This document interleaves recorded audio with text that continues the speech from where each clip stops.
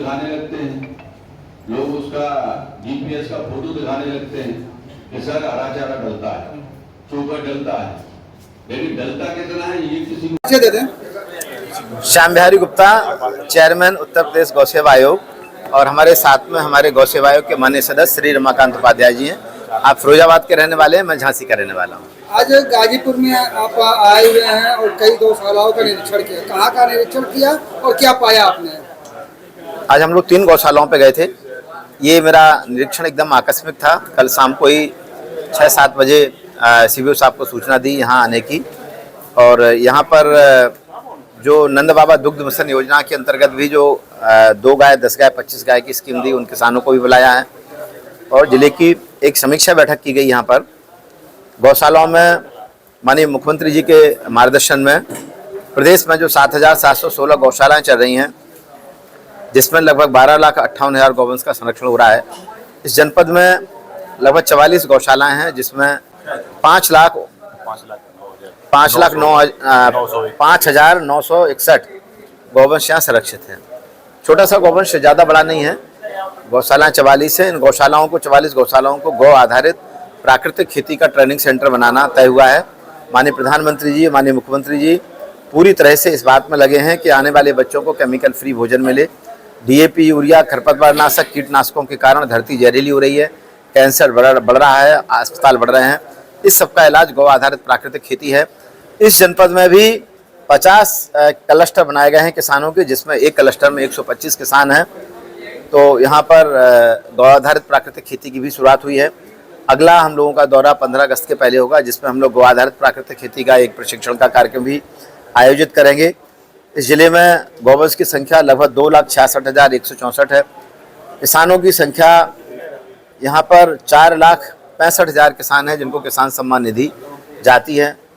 हम लोगों का अभियान है कि हर किसान के खूंटे पे कम से कम 1 गाय हो, और 1 गाय होने के लिए हमें अभी काफ़ी संवर्धन का काम करना पड़ेगा, जिससे हम 2,66,000 गौवंश को बढ़ाते हुए 4,65,000 तक हमें ले जाना है। नस्ल संवर्धन एक बड़ा विषय है। गौशालाओं में अभी वर्गीकरण करने के लिए निर्देश दिए हैं कि जहाँ पर मेल अलग हों, फीमेल अलग हों, बच्चे अलग हों, और इनके अलग अलग बाड़े यदि होंगे तो क्या होता है कि बड़े जो बछड़े हैं वो तो खा जाते हैं, छोटे बछड़े भूखे रह जाते हैं। तो ये दूसरा नस्ल संवर्धन का काम नहीं हो पा रहा है। एक बड़ा काम है हरा चारा उत्पादन का और बायोगैस संयंत्र का। तो हम लोगों का अभियान है कि गौमूत्र बहने नहीं देंगे, गोबर जलेगा नहीं, बायोगैस लगेंगे। पूरे जनपद में लगभग पूरे यूपी में हम लोग 1 लाख बायोगैस लगवाने की तैयारी में है। जहां गोबर वहां गोबर गैस। प्रथम चरण में यहां हम लोग 1000 से ज़्यादा बायोगैस यहां पर लगाएंगे। जो किसान के घर में जानवर है, गाय भैंसे हैं, वो बायोगैस लगेगा, गैस से खाना बनेगा। रबड़ के बायोगैस आ गए, आप आइए एक गाँव में, एक गाँव को हम ऐसा बनाएंगे, अभी तय हो जाएगा DM साहब से बात करके, जिस गाँव में हर घर में बायोगैस होगा, पूरे गाँव में हर घर में बायोगैस होगा, तो गैस से खाना बनेगा, खादने के लिए खेतों में जाएगी। उस गांव को पूरा DAP, यूरिया, पेस्टिसाइड मुक्त गांव बनाएंगे। तो इस जनपद में हम लोग एक बड़ी पहल करने वाले हैं, गोबर गौमूत्र का प्रबंधन, क्योंकि हम जानते हैं कि सॉइल में ऑर्गेनिक कार्बन, जो जीवांश कार्बन है, वो लगातार कम हो रहा है। 1.5%, 2% ऑर्गेनिक कार्बन था, वो 0.2, 0.3 पे आ गया है। जमीन ऊसर हो रही है। तो इस सबको बचाने के लिए गाय हमारे लिए समस्या नहीं है, गाय ही हमारी समृद्धि का आधार है। हम लोगों का अभियान है बच्चे पिएंगे गाय का दूध, परिवारजनों की थाली में जहर मुक्त भोजन। ये आज का मिशन है विकसित भारत 2047। इस प्रदेश की नई अर्थव्यवस्था गाय देगी, इसके लिए हम लोग काम कर रहे हैं। ऐसे में जो आप बातें कर रहे हैं, तो ये योजनाएं सिर्फ कागजों में रहेगी या जमीन पर कभी उतर कर आएगी? जमीनों पर उतरने के लिए इस बार प्रधानमंत्री जी ने 2,481 करोड़ रुपए प्राकृतिक खेती के लिए दिया है। 3 साल पहले वीरेंद्र मस्त, जो कि बलिया के सांसद हुआ करते थे, 12 चौर इलाके में बायोगैस प्लांट लगाने के लिए सब कुछ पूजा पाठ तक किया, और आज तक वो कब चालू होगा आज तक किसी को पता नहीं। वो बायोगैस सब अलग प्रकार के आ गए हैं। मैं झांसी का हूँ, अभी झांसी के गांव में पलीना में हमने 18 बायोगैस लगा। प्लास्टिक के, रबड़ के बायोगैस है। एक बार ट्रक में सीधे आ जाएंगे और आगे सब लग जाएगा। पूरा परीक्षण हो चुका है। इस देश के अंदर लगभग 12-13 बड़ी कंपनियां हैं जो रबड़ के बायोगैस बनाने का काम करती हैं। 15 साल 20 साल की उनकी गारंटी है, और वो बायोगैस एकदम सफलतापूर्वक चल रहा है। तो उसका IIT दिल्ली के साथ में हमने उनकी तकनीकी सहयोग लिया हुआ है। आप गौशाला में गए थे तो क्या वहाँ जो है पशु मिले, हरा चारा मिल पाए या क्या हुआ? हरा चारा था, कम मात्रा में हरा चारा था, लेकिन हम लोगों ने निर्देश दिए हैं कि हरा चारा हर गाय को कम से कम 5 किलो मिलना चाहिए। और हम लोगों ने मिशन ग्रीन फॉडर लिया हुआ है, मोरिंगा विद नेपियर। आने वाले समय में अभी 10 किसानों को अभी नेपियर लगवाया गया। हमारा एक अगले टारगेट है कि जो भी पशुपालक है सबके यहाँ नेपियर और विद मोरिंगा। सहजन लगेगा, सहजन जो है आपका खली चुनी चोकर का काम करेगा, मोरिंगा जो है रोटी का काम करेगा। यानी हम गाय को कम लागत में भोजन देने का काम करेंगे।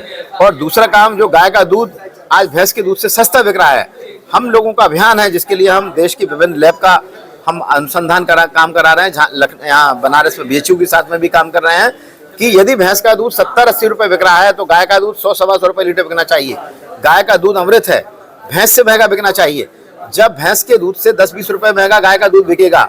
और यहाँ गौमूत्र की डेयरी भी पूरे यूपी में शुरुआत हो रही है। हमारा एक डॉक्टर प्रवीण जी हैं बुलंदशहर में 10 रुपए लीटर गौमूत्र खरीद के खेतों के लिए कीट नियंत्रक बना रहे हैं। तो हम लोग आने वाले समय में हर जनपद में गौमूत्र की डेयरी चालू करने वाले हैं। और गौमूत्र जो है किसानों से जैसे सवेरे सवेरे पक्का कैटल सेंटर में जाकर इकट्ठा होके जैसे दूध बिकता है, ऐसा भी 10 रुपए लीटर गौमूत्र बिकेगा। और 5 रुपए गोबर के आज बहुत सारे उत्पाद बन रहे हैं, कम से कम 50 तरह के उत्पाद गोबर के बन रहे हैं, जिसमें गोबर की कीमत भी 5 रुपए किलो से 10 रुपए किलो निकाली जा सकती है। गौशालाओं को औचक निरीक्षण के दौरान आपने कहीं कोई कमी पाई? कमी एक तो वर्गीकरण नहीं है जिसके लिए निर्देशित किया हुआ है। दूसरा, अभी गौशालाओं को पंजीकृत संस्थाओं को दे दिया गया है। अभी जो प्रधान चला रहे थे, मैं जिस गौशाला पर गया वो एक NGO को दे दिया गया, वो 1 महीने से अभी चालू की है। वहाँ शेड में थोड़ी सी दिक्कत थी, उसको भी हाल के BDO से बातचीत की है। अब DM साहब से हम लोग इन आज की पूरा रिपोर्टिंग DM साहब को देंगे, जिसमें आने वाले समय में सभी जगह हम लोगों ने तय किया कि आने वाले 1 महीने के अंदर सारी 44 गौशालाओं में गौवंश का वर्गीकरण हो, पानी पीने की अलग से व्यवस्था हो। और जब वर्गीकरण हो जाएगा और सब गायों को कम से कम 5 किलो हरा चारा मिले। और अच्छी बात यह है कि हम माननीय मुख्यमंत्री जी के निर्देश पर किसानों को जोड़ा जा रहा है। 2.5 रुपए से 4 रुपए किलो हरा चारा काट के गौशालाओं पर पहुंचाने के लिए शासन ने शासनादेश जारी किया हुआ है, वो काम चल रहा है। और हम हरे चारे को लेके मैं बिल्कुल आशान्वित हूँ पूरे यूपी के अंदर। हाँ। जिला जो है गौ तस्करों के लिए सबसे मुफीद है गाजीपुर। निश्चित। हर महीने 100 से अधिक गौवंश पकड़े जाते हैं और अपराधी भी पकड़े जाते हैं। ये क्रम लंबे समय से चल रहा है, इस पर आपने कभी कोई विचार किया है? माननीय मुख्यमंत्री जी की पूरी नज़र गाजीपुर पर है। अभी 10 दिन पहले माननीय मुख्यमंत्री जी के साथ में बैठक हुई थी। उन्होंने चिन्हित किया है 10 जनपदों को, जिसमें गाजीपुर भी शामिल है कि गाजीपुर पर रखिए। इसलिए आप अभी जो बैठक में पुलिस के अधिकारी थे, मैं भी DM साहब से बात करूंगा कि गौ तस्करी इक्का दुक्का पहले तो यही सीमा का था, पूरा जाने का गाजीपुर ही ऐसा जिला था जहाँ से गौवंश की तस्करी होती हुई यहाँ से जाती थी। आज पूरी तरह से रुका हुआ है, लेकिन इक्का दुक्का कभी घटनाएं आती हैं तो माननीय मुख्यमंत्री जी का पूरा इसमें सख्त कार्रवाई चल रही है कि हर महीने की रिपोर्टिंग यहाँ से गौवंश की तस्करी के लिए जाती है। तो ये जो आपने बताया है, में इतना गौशाले इतने हैं, लेकिन फिर भी जो हाईवे के किनारे जो पशुओं का एक्सीडेंट हो रहा है दर्जनों की संख्या में देखने के लिए मिल रहा है। सर क्या कदम उठाए जाए? देखिए, जितना भी छोटा गौवंश घूम रहा है इसको हम लोग, यदि आपने हमें जो बात बताई है, क्योंकि हम तो ये समझ रहे थे कि गौशालाओं में यहाँ पर चूँकि गौवंश रोड पर कम घूमता है, यहाँ पर 365 दिन खेती होती है।